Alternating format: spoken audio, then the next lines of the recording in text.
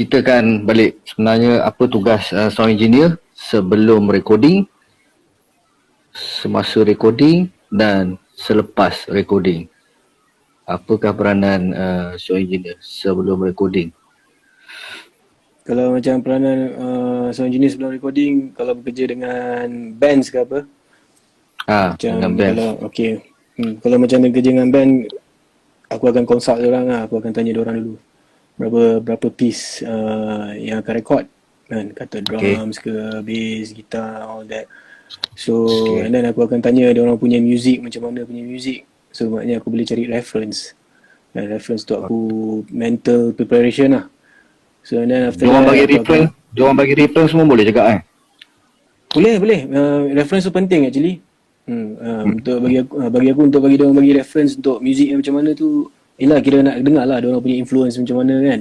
So basically sebab tu penting. Kadang-kadang muzik-muzik zaman sekarang ni kau boleh dengar, macam aku kalau boleh dengar minta diorang share aku reference, aku akan dengar macam mana sound drums, macam mana sound bass kan, macam mana sound drums tu, especially on the snare. Aku suka snare all the time. Aku tak fokus sangat on the kick. So sound snare, yes, and then sound gitar, sama ada yang kalau surprise ni, kalau takut macam dia nak record tapi reference yang dia kasih tu kebanyakannya macam kata alternatif lah kan. Tapi nanti takut dia bawa kan gitar macam humbuckers apa semua. So aku akan ada option lah, minta dia orang bawa option, ada gitar humbuckers, ada gitar single coil Fender ataupun yang gitar humbuckers. So maknanya ada option. So reference tu memang penting lah bagi aku. So and then aku akan consult lagi, aku akan tanya berapa banyak bajet diorang ada. So aku boleh buat lah rough calculation lah kan untuk ni. So kadang-kadang band bila datang, dia nak recording. So nanti diorang selalu akan tanya aku berapa lama nak siap untuk satu lagu ni. So aku benda ni memang subjektif actually. Benda tu kalau musician semua dahsyat apa semua sekejap je actually. Kalau yang lama tu, kalau yang amateurs apa semua, dia akan makan sikit time lah untuk record. So normally kalau band-band amateur apa semua ni, kalau satu lagu nak record pun, kalau kata bukan record track by track lah, live pun boleh pergi sampai 2-3 hari sekali session 4 jam apa semua. Tapi bagi aku band kalau nak record, aku lagi suka diorang record live lah, tracking live kalau boleh. That's my first priority. So 3-4 hari tu maksud kau apa? Satu lagu Satu lagu lah. So macam first kalau dia tak nak record live lah, kalau macam first day record drums, benda macam-macam lah kita orang discuss. Macam kalau dia tak nak record live, dia nak separate, so record drums. So korang cerita, okay kau nak record drums, korang ada guide ke tak ada kan? So ada guide track. So nanti orang akan tanya guide track tu macam mana. Guide track mungkin ada gitar, akustik gitar ke atau piano ke dengan melodi. So kalau tak ada, maknanya nak kena pakai studio time untuk buat. So and then aku akan tanya dia lagi. So dekat studio dia, aku akan tanya sama ada dia orang dekat rumah ke, dia orang dah siap prepare guide ke apa semua. So maknanya lagi safe lah, lagi save timing. So kalau dia ada sistem kat rumah, aku akan suruh dia orang buat je guide siap-siap kat rumah. So and then kalau dia orang tak ada benda tu semua tu, aku akan masukkan lah dalam aku punya planning untuk studio tu punya session. Okay, biasanya kalau kau buat recording, proses recording tu maksudnya apa instrumen yang kalau untuk track by track, apa instrumen akan masuk dulu, kemudian apa susunan yang kau biasa Aku lagi suka kata kalau guide semua dah siap, kata guide, vocal guide ni penting. Vocal guide dengan keyboards ataupun whatever lah, tapi vocal guide ni penting sebab nak tahu dia punya form and feel semua, dynamics and all that from the vocal guide. So and then after that of course akan masuk drums dengan bass. So drum dengan bass ni aku lagi suka dia orang record sekali. Record sekali. So satu lah aku nak tambah sikit. Kalau macam bass gitar ni apa semua, sepanjang experience aku lah, kalau kata benda macam music alternatif apa semua, kalau dia orang macam, aku lagi suka request orang untuk bawa macam bass Fender bass lah, lagi sesuai macam untuk alternatif. Tapi kalau lagu pop apa semua, aku don't mind kalau orang tak pakai Fender pun. Cuma lagu pop, kalau lagu-lagu alternatif ni, kalau dia pakai Fender, bukan bass Fender, dia rasa macam weird sikit lah. Dia lain sikit bagi aku lah, itu aku punya taste. Tapi no problem, kalau band tu tak nak pakai Fender walaupun dia main lagu alternatif, aku okay je kan. So first aku akan record is drums dengan bass, and then after that masuk guitar rhythm. And then after that kalau ada keyboards, aku masuk keyboards, and then after that aku masuk solo. Kadang-kadang kalau dia orang dah confirm dengan dia punya solo, dia orang boleh je masuk solo. Kadang-kadang dia orang nak suruh record main vocals dulu, masuk main vocals dulu, and then baru masuk solo. So dia subjektif lah. Tapi yang paling penting sekali is drums dengan bass lah, kena sekali kalau first. Untuk gitar akustik, kau prefer akustik gitar? Okay, Kau kalau prefer okay, macam yes, macam kalau katalah music tu dia ada acoustic guitars kat dalam tu Alright. kan. Aku akan tanya dia punya acoustic guitar yang dia nak record tu. Sekejap, kucing aku dah bangun. Sekejap Seminit. Aku kena buat dia keluar. Sekejap. Harap-harap dah sila, tak apa, tak ada hal. Okay, untuk siapa-siapa yang tak mengenali Hafiz Ahmad, korang boleh check out dia Instagram ataupun dia banyak sorry record. kawan-kawan. Okay. Ya. Hafiz Ahmad banyak buat recording untuk artis-artis, untuk band-band yang besar-besar kat Malaysia. Okay, Hafiz sambung boleh, please. Okay, so macam kata kalau pasal akustik gitar ni special sikit lah actually. Kalau aku akan tanya dia lagu yang nak record tu ada akustik gitar atau tidak. So kalau ada, aku akan tanya macam mana kau punya akustik gitar punya arrangement kat dalam tu, sama ada kau main rhythm ke, kau ada main lines ke ataupun plucking. So kalau katalah dia main rhythm, aku akan request kat dia orang jangan tukar string baru dulu, biar pakai string lama. Sebabnya kalau rhythm ni strumming akustik gitar, aku lagi kalau string baru dia akan brightness dia is lebih uncontrollable kan, dia macam so kalau gitar yang string akustik gitar yang string lama, dia lagi senang sikit, bulat sikit. So kalau kata dalam mix tak cukup highs, aku boleh tambah lagi senang. Tapi kalau string baru yang strumming record kalau dah masuk dalam track, dia punya highs dia terlampau banyak sangat, so aku nak kena cut semua. So lepas tu kalau dalam track tu dia dah ada lines, and then selepas aku record gitar tu dengan pakai string lama, kalau dia nak masuk lines, aku akan suruh dia tukar string barulah, record lines dia lagi best. Lines dengan plucking most of the time is string baru. Kalau strumming aku suka pakai string lama. Okay, untuk track by track, kalau record drum ke, record gitar ke, record bass ke, untuk satu lagu tu kau suggest untuk main satu lagu daripada mula sampai habis, ataupun boleh sambung sekerat. Kau boleh ke untuk sekerat? Paling main sekali, first priority aku akan suruh dia orang record daripada mula sampai habis.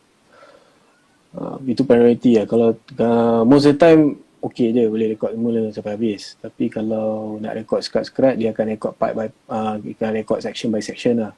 Dia tak ada macam satu phrase tu, in between phrase tu nak punch in between dia tak jadi. Dia dynamic dia tak best, dia tak natural. So akan ikut section by section. Kata macam satu verse, and then second verse, and then satu chorus. Macam tu lah kalau nak record part-part lah. Tapi most of the time experience aku, macam mana? Kalau untuk drum boleh masuk punch part by part juga. Boleh punch by part. Dia section by section lah. Tapi in between, tengah-tengah dalam tu aku jarang nak punch kat situ lah. Tapi kadang-kadang dia orang request juga nak punch kat situ. Kalau drama-drama yang dahsyat, yang tone dia steady kan, no problem punching kat tengah-tengah macam tu.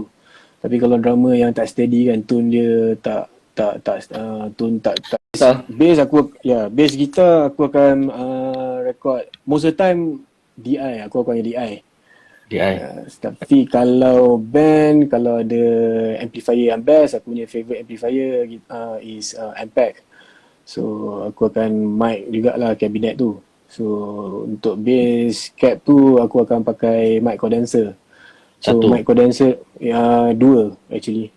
Dia yes, tengok pada kabinet tu lah, dia berapa banyak speaker kan. Kalau dia kadang-kadang bass amp tu dia ada satu je 115 nya speaker. Kalau ada banyak speaker aku akan ambil dua lah. Sebab dia okay, macam dekat Greenhouse ni dia pakai Ampeg yang dia ada stereo option actually. So dia ada kabinet A, dia ada kabinet B. Di belah atas dia A, belah B. So aku akan wirekan dia dua-dua keluar. So maknanya sometimes ada setengah macam baru ni band tu record, dia buat pedal dia pedal dia ada stereo option, ada dua. So daripada stereo option tu yang aku akan patch ke head bass amp tu. So dia akan split dua. So maknanya speaker top, speaker bottom aku akan turut dua mic yang sama. Which is 414 favorite aku lah untuk pakai. So mic condenser tu aku akan taruh pickup pattern Omni. Okay, untuk placing mic tu dekat kun dia tu. Okay, di mana kau biasa placing dia? Okay. Di tengah kun ke, di tepi kun ke? Okay, dia benda ni dia tak ada dia tak sama. All the time dia tak sama. Tapi paling basicnya kita tahu yang cone dekat tengah tu dia akan keluar brightness, dia akan offset daripada center tu, dia akan kurang dia punya brightness. So benda ni semua bergantung pada band actually. Tengok macam mana dia punya setting sound dia apa semua. So dia sebelum record tu aku akan dengar mic placement tu. Mic placement tu paling penting actually. Aku akan place mic tu dekat jauh, ya, dekat center ataupun offset apa semua. So benda ni dia tak ada preset, aku takkan buat sama lah. Kita bergantung kepada apa karakter sound yang band tu nak kan. Yes. Sebab dia basic dia gitu. Basic dia kita kena ingat yang center tu dia bright. Lepas tu kalau off center tu dia brightness dia kurang. Dia banyak more on the body inside. Okay. Tapi bass ni memang aku akan pakai 414 Omni. Okay, masa proses mixing untuk karakter sound, tapi boleh ke kita menentukan karakter sound tu, jenis bunyi apa semua tu masa mixing ke karakter sound tu semasa recording? Masa recording. Yes, kita memang masa aku start kerja dulu sampai sekarang dah di-train untuk dapatkan sound terus. Sebab dulu paling basic tak kisahlah dulu ke sekarang ke, paling basic sekali masa nak record kena dapatkan sound. Dia 80% tu sound tu dah dapat. So maknanya kau dah set sound tu, kau balik rumah is 80% sound of the band yang mana yang dia nak dengan reference tu is almost there already. Dia masih mixing tu hanya boleh ubah sikit je lah kan. Kita boleh adjust sikit je sound dia. Yes, masa mixing tu dia more on the balancing panning, automation, tuning sikit-sikit, EQ nak fix sikit, itu je. Most of the time mixing ni dia akan taruh effects lah. Main dengan effects banyak dengan balance, dengan automation lah. Okay, untuk Hafiz, seterusnya aku nak tanya untuk sound engineer semasa live. Yang biasa band dia bawa sound engineer dia sendiri. So apa fungsi sound engineer yang band tu bawa? Apa soundman dia, apa yang kerja dia yang dia kena buat? Dia senang je. Actually bila kalau ada live ni, bawa sound engineer sendiri lagi bagus lah. Sebab dia tahu karakter band tu lah kan. So mungkin kerja lagi cepat. So macam sekarang ni show banyaknya yang jenis macam monitor, dia tak ada monitor engineer kan. So bila ada engineer sendiri, dia dah tahu dah apa nak hantar dekat monitor tu. Dia dah siap lah. Tak payah nak request apa-apa lah band. So maknanya mutual understanding antara engineer tu dengan band tu dah ada. So bila diorang buat untuk live, dia lagi cepat lah. Maksudnya kalau sebelum kita nak perform tu, kita dah boleh discuss lah antara band dengan sound engineer. Kita dah boleh discuss, boleh take note apa semua kan. Itu pilihan dia lah. Aku nak tanya pasal sound check. Sound check yang betul. Apakah sound check cara yang betul? Apa yang band tu kena buat atas stage? Kalau aku punya situation most time live ni, sebab kita nak establish communication yang paling best kan. So nak kena set paling best kali is the main vocal. Main vocal ni nak kena set dulu dekat on stage. So supaya yang lain senyap dulu. Lain semua senyap dulu dia, sebab kita nak hantar monitor dekat vocal lah kan, so make sure tak ada feedback apa semua. Kalau dia tengah nak check vocal, lepas tu yang lain-lain pun buat bunyi, dia akan jadi lambat, confused, macam-macam sound keluar kan, so jadi semak nak buat kerja. So first vocal and then after that drums lah. Vocal mic tu penting lah. After that drums and then after, kalau kadang-kadang nak drums and then after that masuk bass. So suruh orang drums dan bass tu jamming sikit, tengok dah okay balance sikit, and baru masuk gitar. And then so, kalau ada keyboard siapa semua okay, and then so on lah, macam tu je lah. So kau suggest untuk sound check satu band berapa lama? Duration okay dia kalau normally kalau ada 16 line hingga ke 20 line, kalau kita ambil 5 minit satu line, dia dah jadi lama sebab kita nak check house dengan monitor kan. Cuma kau kira lah, korang boleh calculate kan, 5 minit kali 20 line kan, itu dah berapa lah tu, dah dekat 100 hours, 100 minutes plus lah kan, dah more than 1 hour. So kalau kau ambil so kalau kau ambil 2 minit satu line, kau kali 20, so itu dah 40 minit lah kan untuk sound check kat situ. So kalau katalah band-band yang datang situ dia ada problem dengan kabel apa semua everything, 5 minit nak solve the kabel, dia dah buang masa dah. Tapi itulah, just imagine lah, aku ambil kau kira 2 minit je untuk satu line kan, 2 minit satu line kali 20 lines. So masa yang sesuai untuk sound check 1 jam lah, 1 jam lah satu band. Memang safe lah kan, kira setengah jam dalam 40 minit tu untuk sound check. After that dia ada lagi balance tu untuk jamming, untuk get the feel lah kat atas stage tu. Memang tight lah actually. Tapi itulah, kita kira 2 minit je satu line. Alright, okay, siapa-siapa nak tanya soalan silakan. Siapa-siapa yang macam bukan siapa-siapa band boy kan yang nak recording yang tak faham proses recording kau, ataupun kau ada experience yang berbeza dengan sound engineer ke kan, kau ada konflik ke apa ke, cuba korang tanya soalan kan. Kita nak tahu dari sudut Hafiz macam mana dia solve kalau korang ada problem dengan sound engineer tu. Kita tengok dari sudut Hafiz pula macam mana yang dia buat. Betul ke tak betul, kadang-kadang bila kita band kan, kita rasa kalau dia ada konflik dengan sound engineer, kadang-kadang dia rasa dia ada hak kan untuk menentukan benda tu apa semua kan. Kita nak tengok sama ada band tu yang betul ataupun sound engineer tu yang betul kan. Kalau ada situasi konflik tu korang boleh share, tanya kan, korang ada experience. Okay, kita pergi kepada studio lah. Yang nak tanya sikit lah studio, bagi kau lah, orang-orang yang buka studio, yang ada studio jamming atau studio recording, kau rasa macam mana nak bagi bisnes studio dia tu boleh cover untuk bayar bulan, untuk bayar elektrik, macam mana nak run bisnes studio? Dia bagi aku paling penting lah, kalau macam dia kalau jamming dia lain, dia kalau untuk studio biasa recording Okay, sangkut lah. Okay, alright, sambung. So untuk jamming dia lain sikit, untuk studio recording semua dia lain sikit. So kalau untuk studio jamming ni of course lah, ni kau nak kena promotion banyak lah kan.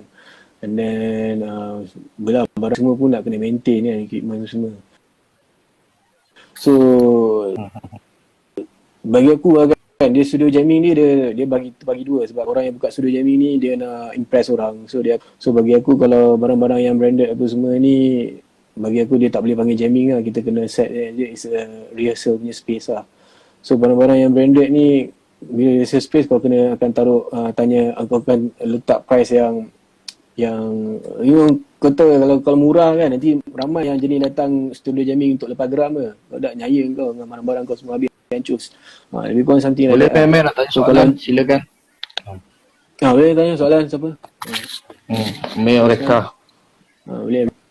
Okay, apa tu maksudnya kalau nak berapa rate yang sesuai kalau macam DTL untuk studio jamming? studio jam dia banyak orang kadang-kadang tahu RM20 sejam. Dia bergantung pada equipment kan. Kau kena ada formulator untuk rekod ni kena cari kan. Sebab kau tengok apa barang yang kau pakai lah. Dia subjektif actually. Jadi kalau barang mahal dia tak boleh taruh RM20, RM20 sejam lah. Kalau dia tak macam-macam orang datang habis barang semua pecah. Simbol pun satu saja pun dah RM1,000. Kan. Betul. So kalau so kalau barang-barang mahal apa semua kau dah tak boleh panggil studio jamming lah, kau dah panggil rehearsal space. Kan. Di KL mana studio untuk praktis, untuk biasa artis-artis dia orang praktis yang profesional, yang equipment yang bagus sikit kat KL. Banyak actually, record a few lah yang aku tahu. Banglo 9 yang aku dari satu Big Sync sebab dia punya space dia besar kan, rehearsal space. So, kadang-kadang orang ni yang rehearsal untuk practice ni banyak untuk TV station. So dia orang punya set besar, cuma dia akan perlukan tempat besar. Macam B-Sync dengan Banglo 9 tu selalu lah. Kalau yang studio jamming yang kecil ni semua banyak. B-Sync berapa jam practice? Aku tak tahu. Aku tak tahu. Tapi dia orang boleh check dia orang boleh call aja B-Sync. Sebab kadang-kadang soalan. Dia dah tanya soalan belum? Tu. Hafiz Sound gitaris Malaysia, siapa yang nak rekod dan kau suka secara peribadi? Nombor 2, tone yang macam mana yang kau suka? Itu dia tanya sound gitar. Okey. Sound gitaris Malaysia siapa yang kau pernah rekod? Aku rekod masa dulu kat Synchro. Actually quite a few actually, ramai lah sebab banyak dulu rekod untuk pop album kan.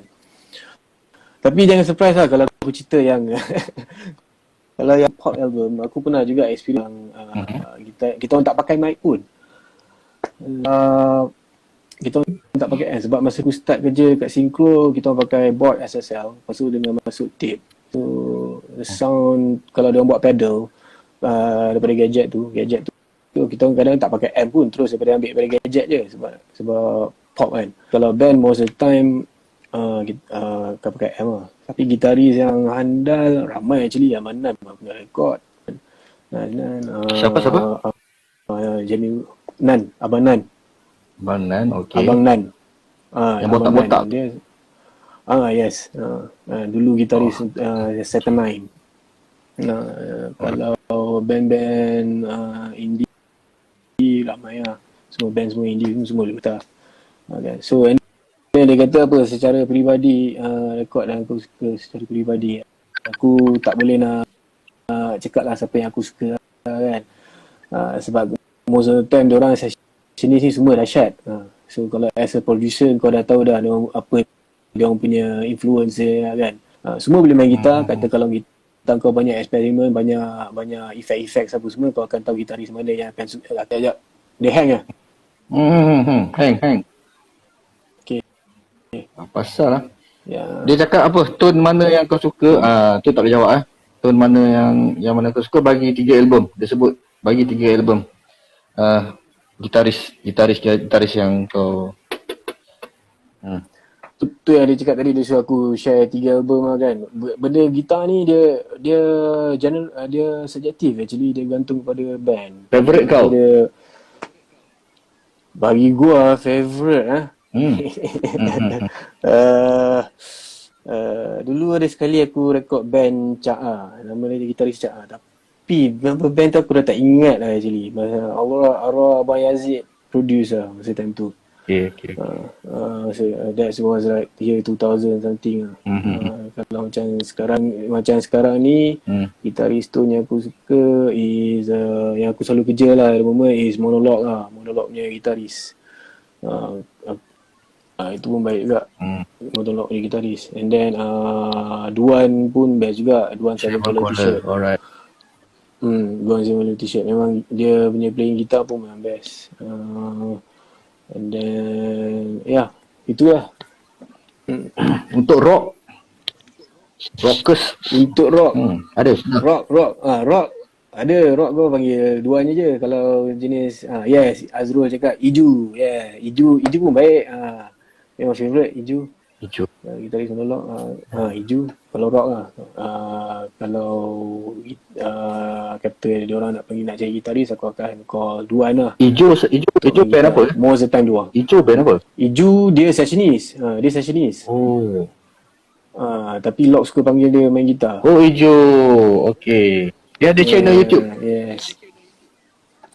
Aku pun tak sure lah. Kena check lah. Okay, alright. Ni ada soalan lagi. Macam mana nak pastikan atau nak cek lagu yang kita buat tak sama dengan lagu-lagu di pasaran luar dan dalam? Ada cara ke cek? Kalau buat lagu, kita nak cek lagu. Dia masuk apa? Dari segi sound. Kalau dari sound. Bukan sound. Dia lagu apa? Lagu yang kita lagu yang kita cipta. Okay, kita nak check kan, lagu kita ni tak sama dengan lagu orang. Ada website ke? Yelah. Ada apps. Faham dia tak sama tu maksudnya apa? Apa benda yang tak sama? Kan dia general, aku pun tak tahu dia kena melodi lagu kot. Melodi kalau suara nyanyi lagu tu melodinya. Kalau macam melodi semua gua tak banyak jawab sebab gua on the recording punya side dengan mixing punya side kan. So most of the time kalau soalan macam tu dia boleh tanya dengan music producer. Kan. Din nak tanya ni. Sebenarnya nak tahu background muzik kau Hafiz. Tapi dari sudut gitaris lah.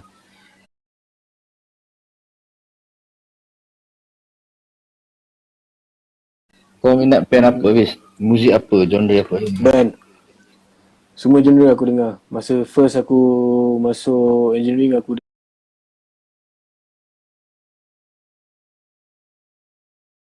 dengar Nine Inch Nails.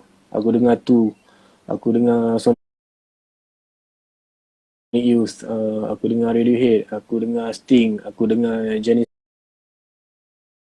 Aku dengar Steve Vai. Aku dengar Eric Johnson. Aku dengar Joe Satriani. Siapa lagi? Aku dengar Van Halen. Aku dengar Extreme, Nuno Bettencourt. Siapa lagi? Dari sudut gitaris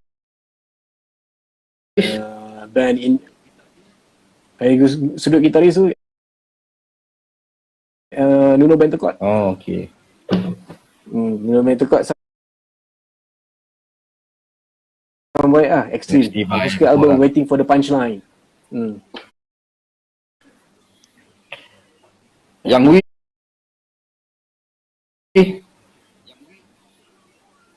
Siapa? Yang Wii, Malmsteen aku kurang lah.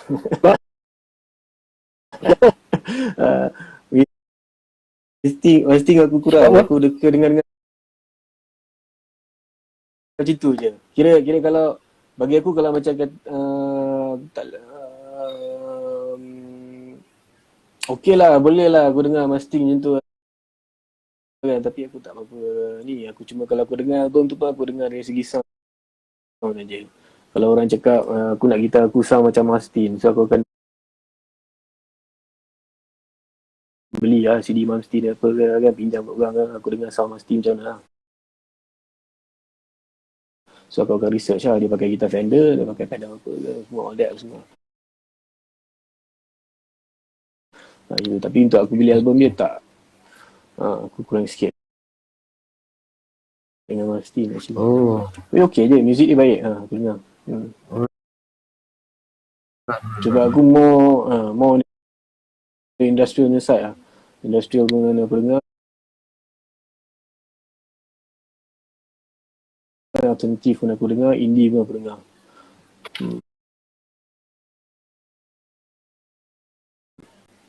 Okay, Fish, boleh cerita apa yang kau tahu tentang Abbey Road? Alamak. Sorry. Pasal Abbey Road ni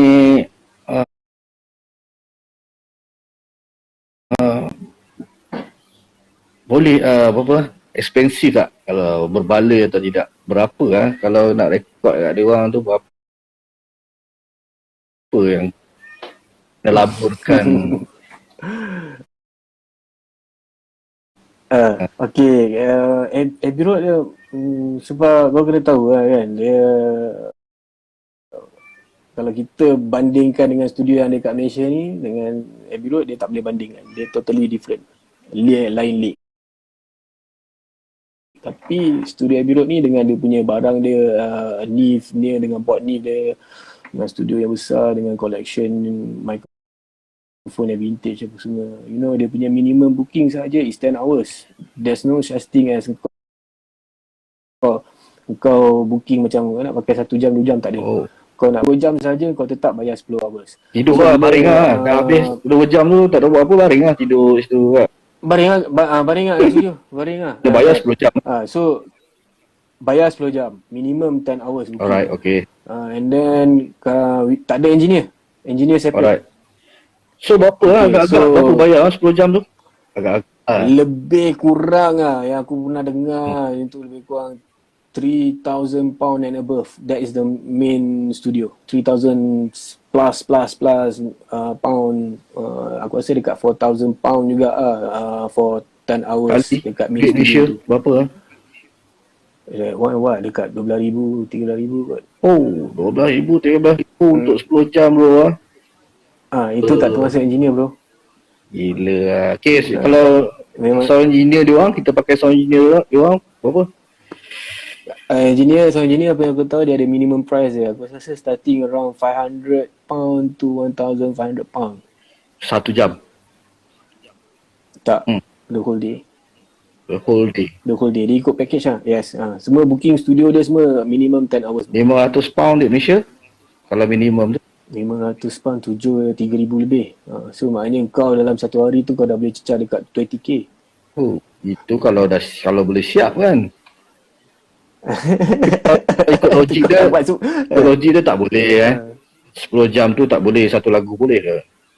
Kalau pro boleh lah.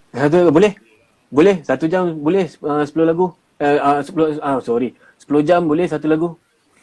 Tapi live lah. Sebab kau macam Masdu dia orang live live lah, kau set up semua sekali. Aku rasa kot, aku tengok dia punya tu pun dia buat live. Dia tak boleh buat track by track, rugi. Yes. So, kalau buat yelah, kalau pro boleh lah. Kalau satu lagu mungkin sejam kot lah. Dia orang boleh main 2-3 kali kan. Tak, kadang-kadang setengah jam je. Semua dah set up, setengah jam dah siap lah. Okay. Abbey Road lah. Yes, itulah bagi aku macam untuk Malaysia kan, siapa-siapa yang ada studio owner siapa semua, dia banyaknya macam ada bagi set boleh pakai untuk 1 jam, 2 jam. Bagi aku rugi kalau macam tu kan. Kata macam for example studio A, katalah for example satu studio charge RM80 sejam. Kan kau datang situ, kau set up, buka semua everything, dia cuma pakai sejam dia RM80. Kata RM80 tu dia kata mungkin kau tak boleh taruh RM80, kau kena buat macam for example minimum 2 hours booking around 200 kan. Lepas jam yang ke-3, ke-4 tu price dia akan turun sikit ke apa. Pandai-pandai lah, dia tak boleh dia mesti dia kena ada minimum booking. Kalau tak silap aku, Indonesia pun ada yang minimum booking dia 4 jam, ada yang minimum booking dia 6 jam. Macam tu aku rasa baru lagi okey lah. Kalau tidak, orang, yelah kau imagine lah kalau freelancer kan, freelancer yang jenis tak ada own studio tapi kau freelance tu, macam aku sendiri lah freelance untuk studio. Bagi aku experience kalau kata dia booking sejam saja kan, aku drive pun dengan kereta naik dekat 20 km kan, dengan duit minyak hanya semua, aku rugi gila. Betul. Maknanya aku tak ada gaji kat situ kan. So rugi. So banyakkannya studio kat Malaysia semua bikin macam tu. That's why dia orang susah nak survive.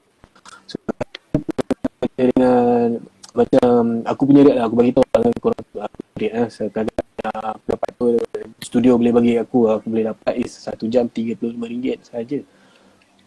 Tak ada audio. Sangkut gambar, audio pun sangkut. Okey, on, sambung. Okay. Kalau ikut daripada cerita Agong semalam, kalau ikut harga rate di Indonesia, kau rasa murah ke? Murah gila ke? Dia berapa? 6 jam dan 300? 6 jam 300 Malaysia kan? Dia murah sikit lah actually. Murah banyak ke murah sikit? Tapi murah sikit lah. Dia ada setengah studio 1 jam 1.5 dekat Malaysia. Ada yang macam tu setting dia. So murah actually untuk Indonesia tu memang murah. Murah Aku tengok 6 jam 300. Kalau divide tu berapa je sejam? Kan? Murah. Termasuk sound engineer. Tu dia cakap. Recording. Yes. Yes. Murah. Tapi dia complicated actually untuk pricing ni kan. Kadang-kadang kau tak boleh bagi price mahal sangat, kau tak boleh bagi price murah sangat. Kan. So kalau kau pakai barang-barang yang jenis macam satu mic preamp saja dah RM15,000. And after that studio kau pula satu drum saja kata drum workshop kan RM40,000. Dan dengan gitar amp dia dengan whatever pun semua tu pun dah dekat 50,000. Dan dengan studio kau buat pun dekat 100. And the whole thing dekat 300,000 buat. And then kau nak charge berapa? Kan? Jangan kau nak charge berapa? RM80 sejam. Dia dah tak masuk akal. So dia akan bergantung jugalah dengan barang-barang apa yang kau pakai. Dia memang complicated sikit lah dari segi pricing ni. Sebab dia akan ada juga yang kat studio yang luar tu sana yang akan ambil job tu lah kan. Alright, okay Hafiz, boleh kau cerita tak beza dulu cara recording dulu dengan sekarang? Dulu pakai apa recording? Masa aku start 99 studio pakai tape. Pro Tools ada, hard disk base ada, tapi kebanyakan studio keliling kita semua dia orang pakai tape. Analog tape lah, 24 track saja. So kalau dulu banding dulu dengan sekarang nak recording, dia orang dulu nak recording sebab dia orang ada 24 track sahaja. So dia orang dah kena plan. Dia orang kena plan macam mana arrangement dia nak pakai tu. Maknanya dia orang kena plan keyboard berapa banyak pakai. Sebab keyboard stereo kan, most time ambil stereo. Maknanya kau dah ambil dua. Kalau pakai jenis satu pad, satu string dan satu whatever, dia akan jadi 6 track. Maknanya 6 track sahaja dah membazir untuk keyboard. Kan? Drum sahaja pun kau dah pakai 10 track. Kan? Itu kalau campur dengan keyboard maknanya kau dah pakai 16 track kan? Kau ada 24 track je saja. Tapi 24 track tu dia tak fully 24 track yang kau akan pakai. Sebab the last 2 tracks tu macam dia akan pakai satu untuk time code, lagi satu untuk click track. So maknanya 2 track tu kau dah rugi. Nanti aku akan cerita lah apa dia time code tu kan, untuk apa. So click track kau kena ada sebab kau kena lay click track tu dekat tape. So kalau drums kata 12 track, kata dia pakai 4 toms tu nak kena record terus jadi 2 track saja. Bounce terus. Maknanya kau dekat setting kat board tu semua kita akan terus groupkan dia untuk jadi 2 track. Kalau kick, aku macam tadi aku punya kick dua-dua mic and then snare kata ada sampai 3 mic, maknanya dia akan terus groupkan jadi 1 track, 1 kick. So lagi satu snare pun satu track je untuk snare. Kadang-kadang sampai juga kalau macam lagu tu dia banyak pakai instruments, drums dalam overhead tu dia dah masukkan sekali, dah group sekali dalam overhead tu ada toms, ada hi-hat dengan ride. So maknanya drums terus jadi 4 track saja. Dalam 4 track. So kalau kick, snare dalam overheads tu ada toms, ada hi-hat dengan ride cymbal. Maksudnya dulu rekod pakai tape tu masih track by track juga ataupun live band? Ada yang track by track, ada yang live. Still boleh pakai ni. Ada Yes, ada yang buat record live. Tapi most of the time aku record pop dulu, dia orang record live. Dia orang record sekali sebab semua session ni sana dah baik-baik. Tapi majority dulu session kebanyakannya record live. Dulu banyak sebab pakai tape Tape tu apa harga dia? Ni berapa tape tu, berapa lama dia rekod satu tape? Tape tu satu, kalau dia speed dia 50 inch per second, satu tape dia about half an hour. Setengah jam je. Kalau 30 inch per second dia akan jadi 50 minutes je. So satu tape tu harga dia per second tu apa benda sukatan itu? Untuk apa? Dia punya speed. Dia punya speed dia. Inch per second. Okay. Inch per second. So maknanya dia beritahu kan, apa 15 IPS tu maknanya inch per second kan. So inch per second dia punya tu. Kalau dia 30 inch per second, maknanya 30 inch tu 1 second tu panjang dia is 30 inci. Begitulah. So So kalau dia orang record yang 30 fps ni, dia punya highs dengan sound dia lagi smooth, lagi sedap. Kalau dia kadang-kadang kalau pop semua dia orang suka lah request 30 inch per second, tapi production jadi lagi mahal lah. Kalau kau record 10 album, dia bukan jadi, dia dah kan, satu tape 15 minit kan. Kadang-kadang kau boleh buat 2 lagu saja. So kau imagine lah kalau ada 10 lagu, maknanya dia ada berapa, 5 tape, 6 tape. Berapa? Satu tape harga satu tape harga je 1,000. Oh, 1,000 lebih. untuk setengah jam. Yes, kalau pakai 15 iPad 50 inch per second. Oh, faham. Ni ada soalan ni apa? Ni apa ni? Salam guys, nak tanya artis mixing reference yang paling best. Yes, ada soalan. Oh, ni tadi punya ke apa? Atas ni. Aku punya phone ni pun sebenarnya dah gila-gila kan. Okey, tak apa, kau tengok sebab ada brother Amar Ainuddin tanya aku mixing reference yang paling best ah. Dia bergantung pada lagu. Tengok band tu punya favorite. Okay. Yes, dia bergantung pada lagu. Dia tak ada setting sesuatu. Tengok band tu tak apa lah. Yes. Okay. Kalau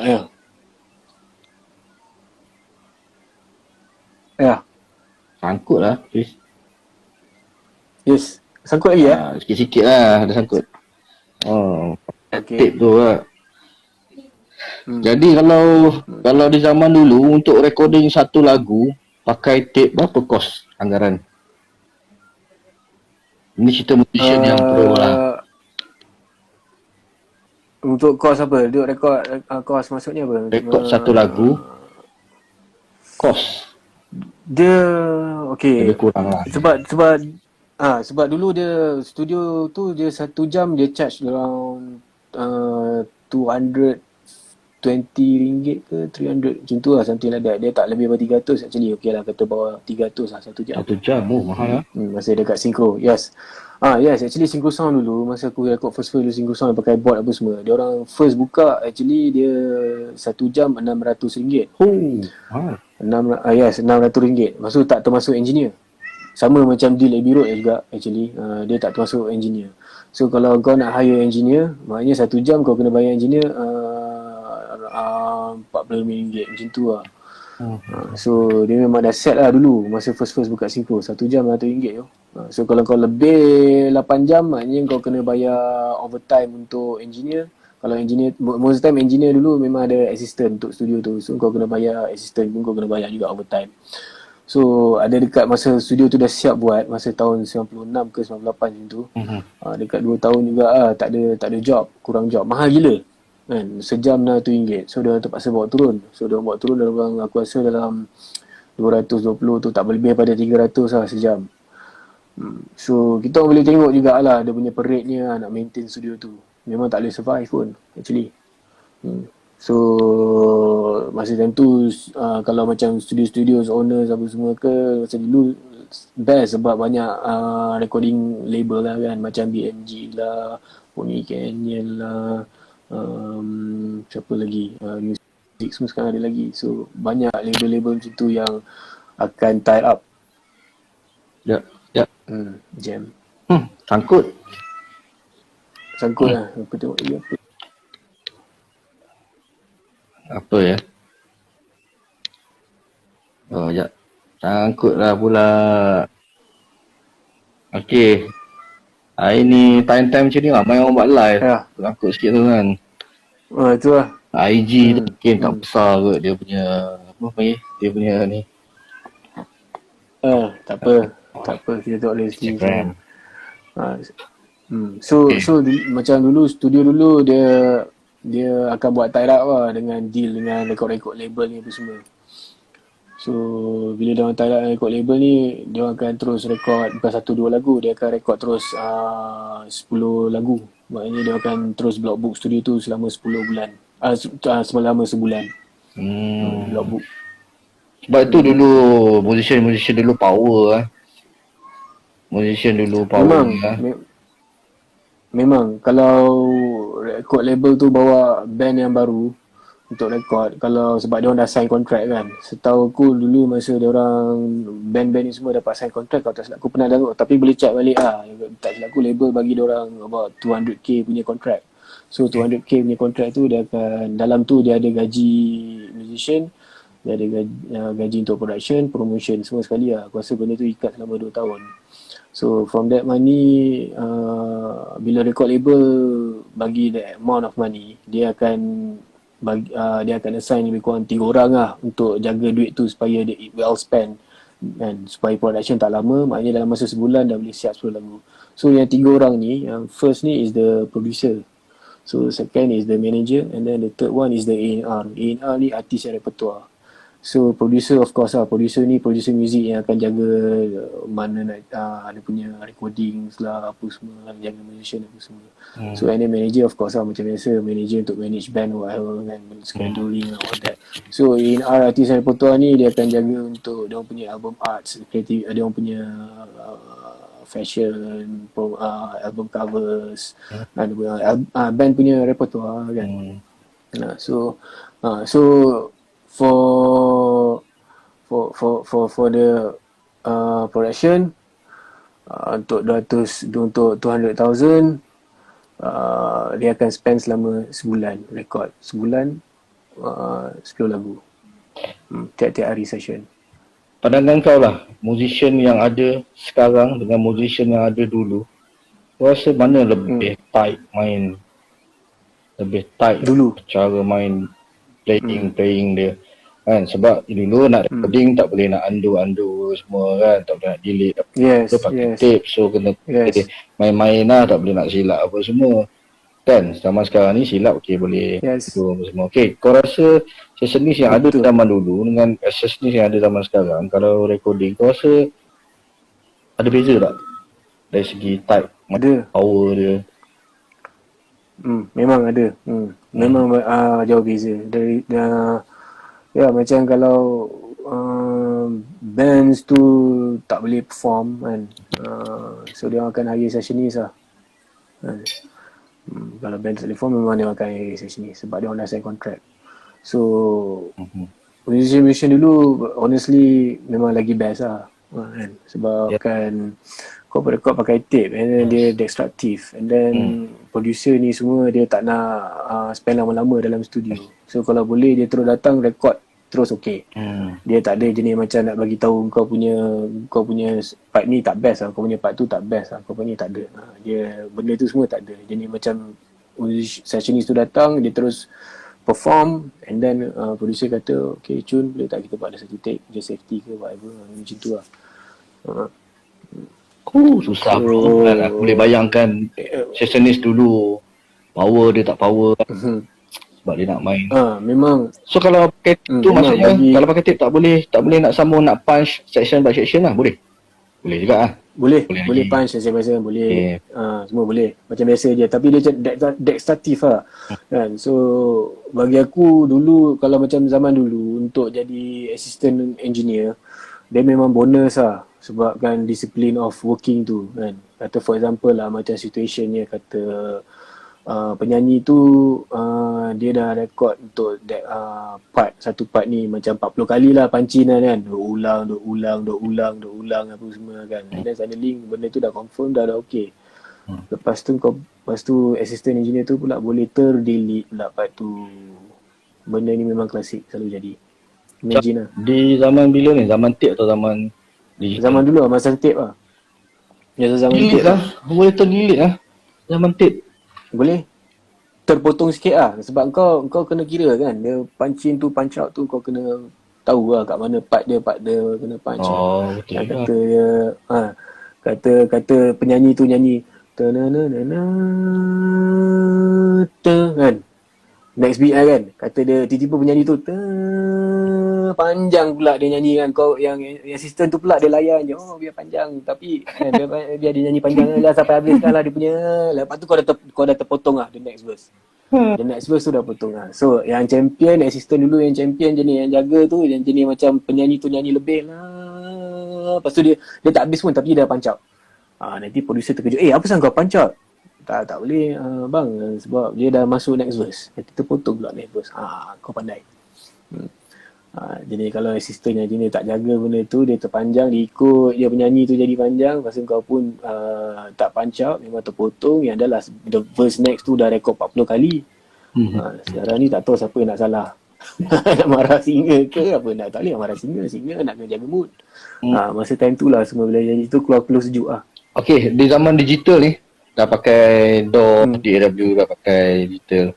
Pernah tak kau terdelete Pernah? hard disk rosak? Pernah. Masa aku start hard disk rosak pernah. So kau Belum. macam mana?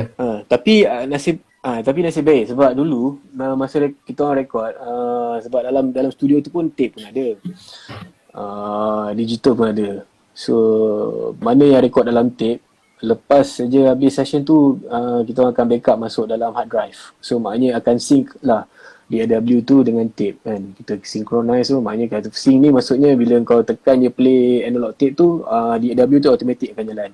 So kita akan backup ke dalam hard disk. Dua jalan lah. So